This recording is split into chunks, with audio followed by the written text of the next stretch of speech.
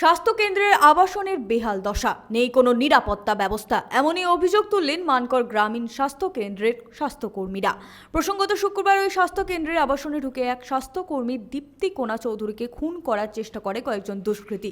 ইতিমধ্যেই ঘটনার তদন্ত শুরু করেছে বুদবুদ থানার পুলিশ। তারপর থেকে আতঙ্কের মধ্যে আছে সেই আবাসনের স্বাস্থ্যকর্মীরা। মানকর গ্রামীণ হাসপাতালে নার্স ইনচার্জ স্বপ্না দাস অভিযোগ করেন, স্বাস্থ্যকেন্দ্রের আবাসনগুলিতে সমাজ বিরোধীদের আনাগোনা বেড়েছে এবং বিভিন্ন ধরনের অসামাজিক কাজও চলে। এর বিরুদ্ধে প্রতিবাদ করতে গেলে তাদের হুমকির মুখেও পড়তে হয়। এগুলোর অবস্থা খুবই খারাপ, মানে ভেতর দিকে চাং খসে খসে পড়ছে, একটা জানলা দরজা একদম নিয়ে খেয়ে দিয়েছে, যে কেউ একটু ধাঁধা মারলেই খুলে যাবে। ছাদে দরজা নেই, ছাদতে পারে। আর কিছুদিন আগে এসেও ছিল, ছাদে ছিল, চোট উঠেছিল। তারপর সমস্ত পাইপ, আমাদের যত লোহার পাইপ সব খুলে নিয়ে গেছে। সমস্ত কিছু থানাতে জানা, মানে দুষ্কৃতী আনাগোনা লেগেই রয়েছে অনেকদিন থেকে। আমরা মাঝে মাঝেই, মানে দুপুরে রাতে সবসময় বলছি, এই জঙ্গলমহল এলাকায় এত বড় একটা হাসপাতালে কত মানুষ পরিষেবা পায় এখানে প্রতিদিন? পার ডে প্রায় 500-র উপর হবে। 500? হ্যাঁ। আর কত বেডের রুগী আছে? 30 বেডের, এটা রুরাল হাসপাতাল।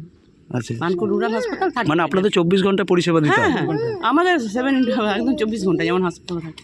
এত বছর চাকরি করার পর এই জীবনে প্রথম এতটা আতঙ্কিত আমরা। সনাতন গড়াই, 99 নিউজ বাংলা, বুদবুদ।